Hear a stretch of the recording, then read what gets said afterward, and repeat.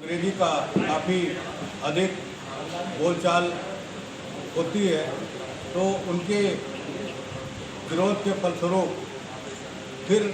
1965 में इसको कार्यकाल को बढ़ाया गया कि इसमें आगे भी जो हमारे इसको बढ़ावा दिया जाता रहे और राष्ट्रीय स्तर पर हिंदी की राजभाषा समिति संसदीय समिति बनी है,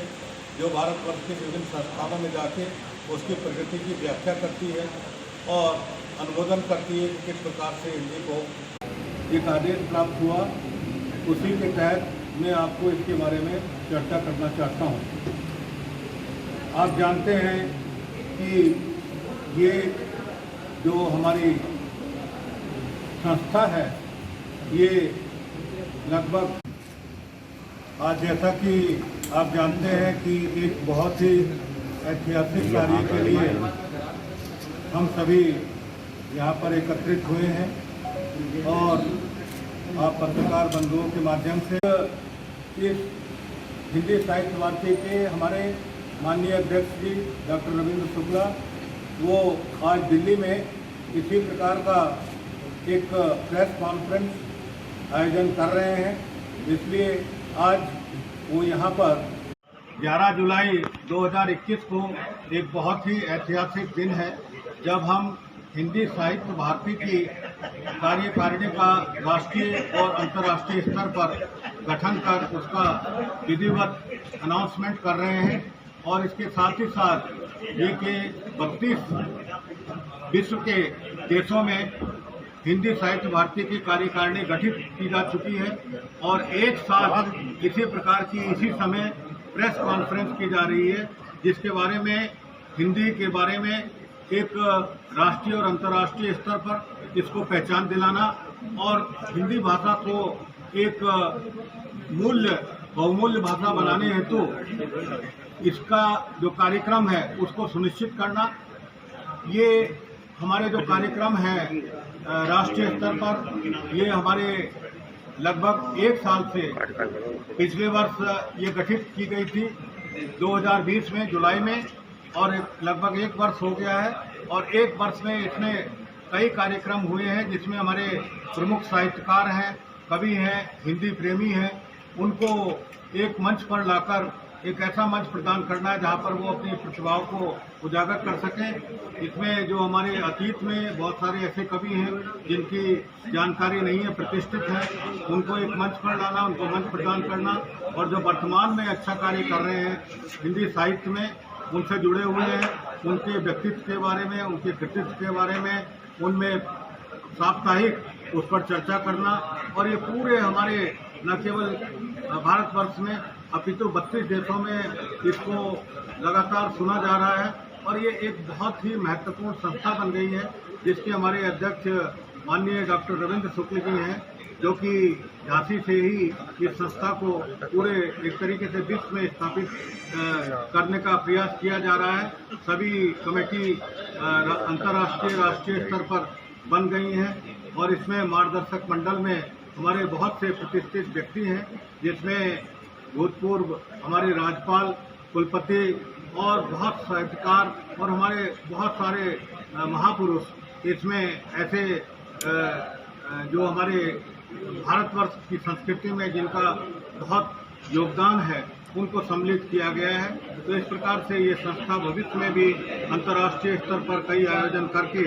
हिंदी को एक बढ़ावा देने के लिए माननीय राष्ट्रपति जी को भी अनुरोध करने जाएंगे कि हिंदी को एक राष्ट्रभाषा के रूप में संस्थापित किया जाए और हिंदी को ज़्यादा से ज़्यादा भारतवर्ष में बढ़ावा देने के लिए, प्रतिष्ठा देने के लिए अनेक कार्यक्रम जो हमारे चलाए जा रहे हैं, इसको और अधिक बढ़ाया जाए। यही आज का हमारा मुख्य संकल्प है कि इसके बारे में आपको बताया जाए, सूचित किया जाए। और हिंदी साहित्य भारती एक अंतर्राष्ट्रीय संस्था स्थापित हो चुकी है, इसके बारे में आपको आज सूचना देनी थी, इसलिए ये प्रेस वार्ता आयोजित की। पूछा गया कि हमारे जैसे हमारी पीढ़ी के जो लोग हैं, युवा पीढ़ी जो है वो कॉन्वेंट स्कूलों में पढ़ी है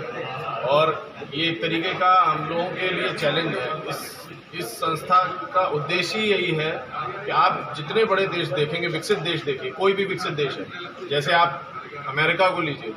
जैसे आप ब्रिटेन को लीजिए, जैसे आप चाइना को लीजिए, जैसे आप रशिया को लीजिए, ये सब इनकी खुद की भाषाओं में, क्या रशिया जैसा देश या चाइना जैसा बड़ा देश क्या अंग्रेजी में संवाद करता है? क्या उनकी एक भाषा है, मैंडेरिन भाषा है, जो विश्व की सबसे ज़्यादा बोले जाने वाली भाषा बोलते हैं। लेकिन अभी हमारे प्रदेश अध्यक्ष हैं उत्तराखंड के, डॉक्टर नौटियाल जी हैं, उनकी एक रिसर्च चल रही है और बहुत जल्दी उस रिसर्च को मान्यता मिलने वाली है। उस रिसर्च के हिसाब से हिंदी को अगर खड़ी बोलियों के साथ मिलाया जाए, जो हमारे यहाँ की खड़ी बोली है, भोजपुरी है और ये सब, इनको अगर अवधी है, इनको जब मैथिली है, बहुत सारी भाषाएं, इनको सबको मिला के जब हम समूचे तरीके से देखेंगे तो विश्व की सबसे ज़्यादा बोले जाने वाली भाषा हिंदी होगी और इसके ऊपर हम लोगों का प्रयास चल रहा है। इसी के साथ जो राष्ट्रपति जी को पत्र देना है, जिसके बारे में बात चली कि राष्ट्रभाषा घोषित करने के लिए, उस पत्र की सबसे महत्वपूर्ण बात यह है कि उस पत्र में अभी किसी भी आम आदमी को जोड़ा नहीं गया। उसमें सीधे सीधे जितने टीचर हैं, प्रोफेसर हैं, शिक्षाविद हैं, कवि हैं, साहित्यकार द्वारा पूछा गया कि हमारी पीढ़ी के जो लोग हैं, युवा पीढ़ी जो है वो कॉन्वेंट स्कूलों में पढ़ी है और ये एक तरीके का हम लोगों के लिए चैलेंज है। इस संस्था का उद्देश्य यही है कि आप जितने बड़े देश देखेंगे, विकसित देश देखिए, कोई भी विकसित देश है, जैसे आप अमेरिका को लीजिए, जैसे आप ब्रिटेन को लीजिए, जैसे आप चाइना को लीजिए, जैसे आप रशिया को लीजिए, ये सब इनकी खुद की भाषाओं में, क्या रशिया जैसा देश या चाइना जैसा बड़ा देश क्या अंग्रेजी में संवाद करता है? क्या उनकी एक भाषा है, मैंडेरिन भाषा है, जो विश्व की सबसे ज़्यादा बोले जाने वाली भाषा बोलते हैं। लेकिन अभी हमारे प्रदेश अध्यक्ष हैं उत्तराखंड के, डॉक्टर नौटियाल जी हैं, उनकी एक रिसर्च चल रही है और बहुत जल्दी उस रिसर्च को मान्यता मिलने वाली है। उस रिसर्च के हिसाब से हिंदी को अगर खड़ी बोलियों के साथ मिलाया जाए, जो हमारे यहाँ की खड़ी बोली है, भोजपुरी है और ये सब, इनको अगर अवधी है, इनको जब मैथिली है, बहुत सारी भाषाएं, इनको सबको मिला के जब हम समूचे तरीके से देखेंगे तो विश्व की सबसे ज़्यादा बोले जाने वाली भाषा हिंदी होगी और इसके ऊपर हम लोगों का प्रयास चल रहा है। इसी के साथ जो राष्ट्रपति जी को पत्र देना, जिसके बारे में बात चली कि राष्ट्रभाषा घोषित करने के लिए, उस पत्र की सबसे महत्वपूर्ण बात यह है कि उस पत्र में अभी किसी भी आम आदमी को जोड़ा नहीं गया। उसमें सीधे सीधे जितने टीचर हैं, प्रोफेसर हैं, शिक्षाविद हैं, कवि हैं, साहित्यकार हैं और जो प्रबुद्ध जन हैं, उन सबको जोड़ा जा रहा है, ताकि सबसे पहले उन लोगों की आवाज़ बुलंद हो, उसके बाद हम लोगों के बीच में एक विचारधारा के रूप में हिंदी आए। क्योंकि 1834 में लॉर्ड मैकाले जब यहाँ पर आए थे, तब हिंदी हमारे यहाँ थी, तब संस्कृत हमारे यहाँ थी, हम इसी भाषा में संवाद करते थे और इसी में ही हमारा कार्यकाल चलता था। पर हुआ क्या, उन्होंने ये चीज़ सोची कि अगर हमें भारत पे असली में कब्जा पाना है तो हमको भारत की विचारधारा को बदलना पड़ेगा, ये सिस्टम बदलना पड़ेगा। उस सिस्टम के चलते उन्होंने वहाँ पर ब्रिटेन की संसद में ये बयान दिया कि भारत को अगर हराना है तो उसकी विचारधारा को तोड़ना पड़ेगा, और उस विचारधारा को तोड़ने का षड्यंत्री ही ये कॉन्वेंट स्कूल है, जिसका शिकार हम सब हुए। मैं भी कभी उस कॉन्वेंट स्कूल में पढ़ा हूँ, लेकिन उसके बाद मुझे उससे निकाला गया और आज मैं इस चीज़ को सोचता हूँ कि मुझे मेरे बच्चों को कॉन्वेंट स्कूल में नहीं पढ़ाना। उसका कारण ये है कि इंग्लिश ही सब कुछ नहीं है। आज इंग्लिश पढ़ने के बाद मुझे इस चीज़ का ज्ञान हुआ है कि इंग्लिश अकेले पूरे वर्ल्ड की भाषा नहीं है। अगर ये होता तो मुझे इंग्लिश जानने के बाद मुझे चाइना और रशिया में समस्या नहीं पैदा होती। और दूसरे देश के लोग अगर अपनी भाषा का सम्मान कर सकते हैं और अपनी भाषा में बातचीत कर सकते हैं, तो हम क्यों नहीं अपनी भाषा को बढ़ावा दे सकते हैं। हिंदी के सम्मान के लिए ये हम सब लोगों की लड़ाई है और इस लड़ाई में सब लोगों को एक साथ आना है। ये संगठन ही एक अभियान है जिसको हमने आगे 1 वर्ष इसको हुआ है और आप सबके सहयोग से ये बहुत आगे बढ़ रही है। अभी 32 देशों में है और ईश्वर ने चाहा तो ये विश्व के सभी देशों में होगी। और इसके साथ हम इसमें ये प्रयास भी कर रहे हैं कि ये विश्व की एकमात्र ऐसी संगठन होगा जो भाषा के आधार पर विश्व में गिनीज वर्ल्ड बुक का रिकॉर्ड बनाएगा कि सबसे बड़े स्तर पे ये संगठन विश्व का सबसे बड़ा संगठन होगा।